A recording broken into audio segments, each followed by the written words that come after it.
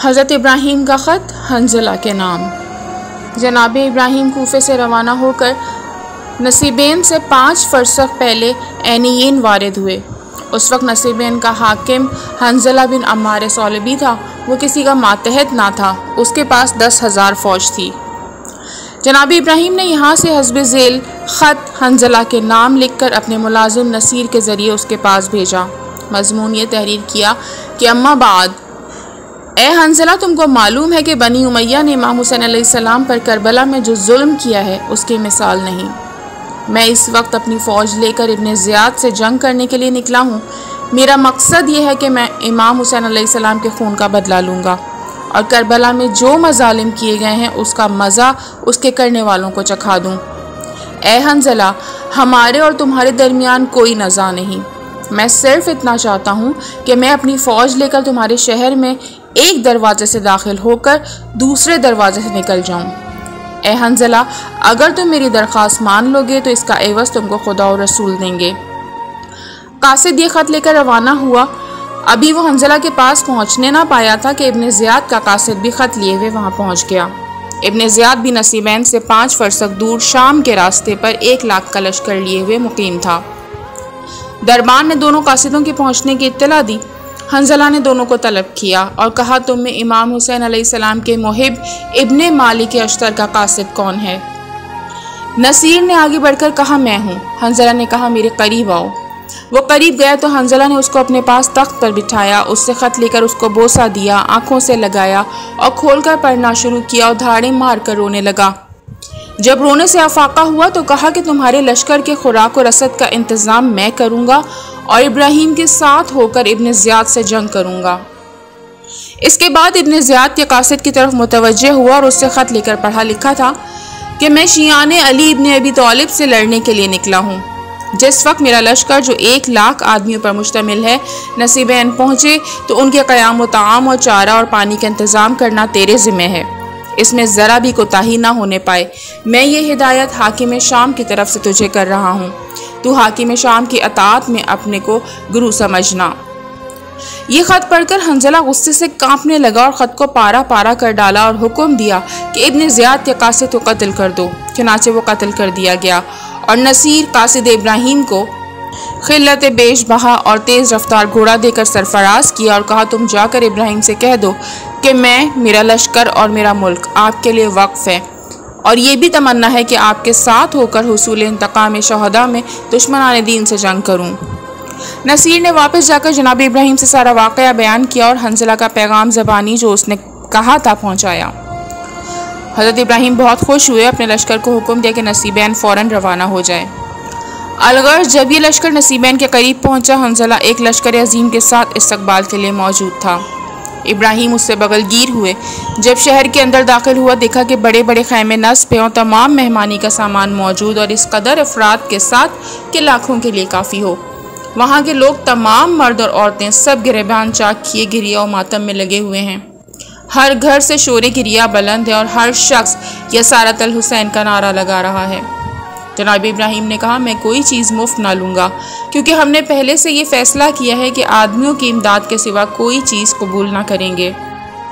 एक रोज़ क़याम करके जनाब इब्राहीम जब वहाँ से रवाना हुए तो हंज़ला भी अपने 2 लड़कों, ग़ुलामों और 10,000 फ़ौज के साथ इंतकाम शहदा लेने के लिए इब्राहीम के साथ शामिल हो गया और ये तमाम लश्कर मारिदीन में वारिद हुआ।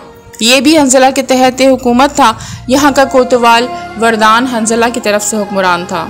उसने इस अजीम लश्कर को देखकर अपने लड़के को भेजा कि जाकर मालूम करे कि किसका लश्कर है और किस गर्ज से आया। लड़का आया और इब्राहीम के पास हंज़ला को देखा तो अदब से सलाम किया। हंज़ला ने उसको हुक्म दिया कि किले में वापस जाकर फ़ौरन वरदान को भेजे। उस लड़के ने वापस आकर अपने वालिद से सब कुछ बयान किया और कहा, आपको अमीर हंज़ला ने तलब फरमाया है।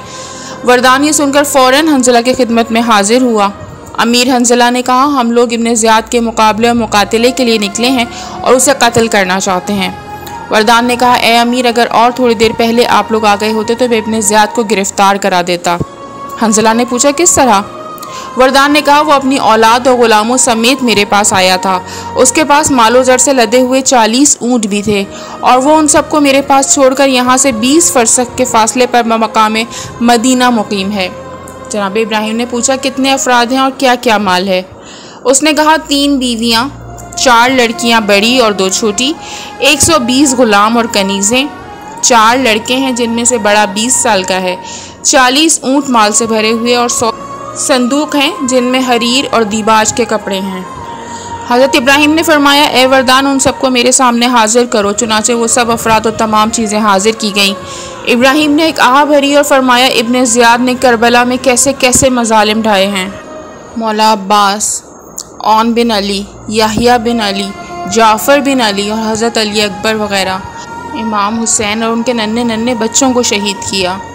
फिर अहले हरम को लूटा, उनको असीर करके शहर ब शहर बेमकना चादर और बेमहमिल और अम्मारी के नाकों पे सवार करके फिर आया। इसी इब्ने ज़ियाद के जुल्म से फ़ातिमा की खेती करबला में बर्बाद हो गई। ऐ लोगों, मैंने तहैया कर लिया है कि इब्ने ज़ियाद और उसकी औलाद को रूए ज़मीन पर जिंदा ना छोड़ूंगा। ये कहकर जनाब इब्राहिम ने इब्ने ज़ियाद के बड़े बेटे का सर तन से जुदा कर दिया। फिर और लोगों ने इब्ने ज़ियाद मलून के सारे घरानों को कनीज़ों और ग़ुलामों समेत कत्ल कर डाला, लानतुल्लाह अलैहिम अजमईन।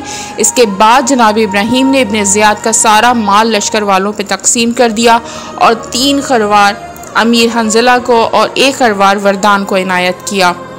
इसके बाद अमीर हंज़ला ने वरदान से पूछा कि अब क्या इरादा है, मेरे साथ रहते हो या जाते हो?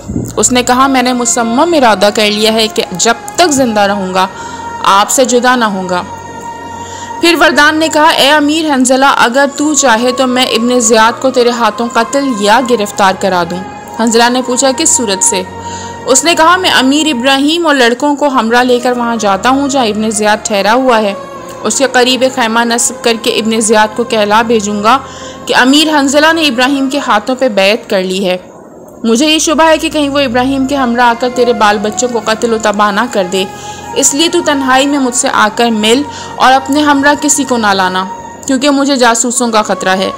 फिर वो जब मेरे पास आएगा तो उसे कत्ल कर दिया जाएगा।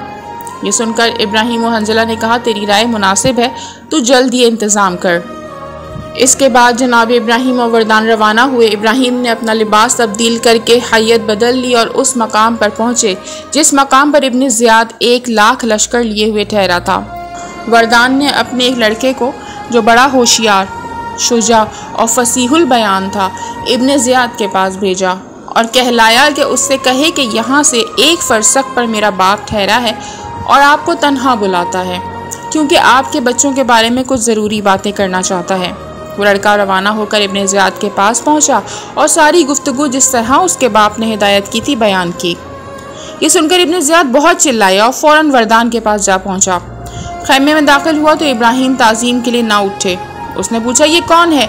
कहा, मेरे अजीज़ हैं। फिर इब्ने ज़ियाद से वही गुफ्तगू की जो हंज़ला और इब्राहिम को बताई थी।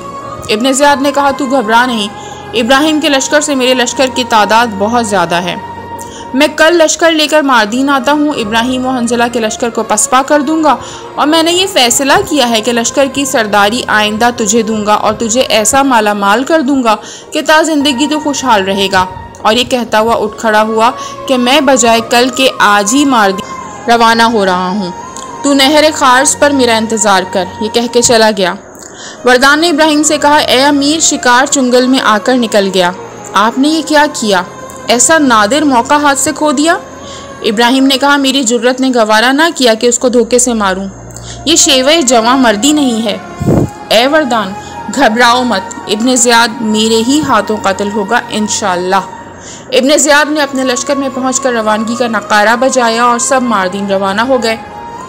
जनाब इब्राहिम और वरदान नहर खारिस के पुल के करीब खड़े हुए सारा मंजर देख रहे थे। जब सारा लश्कर पुल उबूर कर गया तो इब्ने ज़ियाद अपने मकाम से पुल उबूर करने के लिए रवाना हुआ। उसका एक नहायत उम्दा नाका था जिस पर सोने से मुज़य्यन अमारी थी। उस पर दीबाज के पर्दे पड़े हुए थे और उनमें जवाहिरात टंके हुए थे। उस नाके के गिर्द 30 शमें बकद आदम सोने के तश्तों में रोशन थीं, जिनको रूमी गुलाम लिए हुए थे। जनाब इब्राहिम ने इब्ने ज़ियाद को इस शानो शौकत से आते हुए देखकर मुंह पे कपड़ा लपेट लिया ताकि कोई पहचान न सके और हाथ में तलवार संभाल ली। चंद खादिमों ने उनसे कहा कि शारे आम से हट जाओ ताकि अमीर की सवारी गुजर जाए। हज़रत इब्राहिम ने फरमाया, मैं तो अमीर से मिलने आया हूँ और इस मकाम के अलावा उनसे मेरी मुलाकात नहीं हो सकती, इसलिए मैं यहाँ खड़ा हूँ। खादिमों ने ज़्यादा मज़ाहमत ना की और जनाब इब्राहिम वहीं खड़े रहे। जब इब्ने ज़ियाद करीब पहुंचा तो आपने दुहाई देना शुरू की और कहा, मैं अमीर के पास फरियाद लाया हूँ। यह आवाज़ सुनकर उसने अमारी से सर निकाला। जनाब इब्राहिम ने बढ़कर उसकी गर्दन पकड़ ली और खींच कर ज़मीन पर गिरा दिया और आवाज़ या सारत अल हुसैन बुलंद की। यह आवाज़ सुनते ही उनका लश्कर आन पहुंचा और लड़ाई शुरू हो गई। सुबह तक जंग होती रही। सुबह को हज़रत इब्राहिम को मालूम हुआ कि जिस शख्स को घसीट कर गिरफ्तार किया था वो इब्ने ज़ियाद का ग़ुलाम हाजिब है। आपने उसे ये कहकर टुकड़े टुकड़े कर दिया कि ये मलून भी आले मोहम्मद की दुश्मनी में उससे कम ना था। उसने भी सैकड़ों मुहिब्बान अहले बैत को कत्ल किया है, लेकिन अफसोस कि इब्ने ज़ियाद बच गया। इब्ने ज़ियाद मलून जब नहर खारिस के पुल की तरफ रवाना होने लगा तो कुछ सोचकर अमारी में नहीं सवार हुआ, बल्कि अपने ग़ुलाम हाजिब को बुलाकर उसे हुक्म दिया कि वह अमारी में सवार हो जाए। चुनांचे हाजिब अमारी में बैठ गया। जो देखता था यही समझता था कि इस अमारी में इब्ने ज़ियाद है। इसके बाद जनाब इब्राहिम ने अपने लश्कर को हमले का हुक्म दिया। चुनांचे दोनों तरफ से मुकाबला जारी हो गया और जंग शिद्दत से होने लगी। दुश्मन के 30,000 आदमी मारे गए, मगर इब्ने ज़ियाद अभी तक जिंदा था। हज़रत इब्राहिम ने अपनी कारगुजारी जनाब मुख्तार को लिख भेजी और तहरीर किया कि जब तक इब्ने ज़ियाद को कत्ल ना कर लूँगा कूफे का अज़्म ना करूँगा।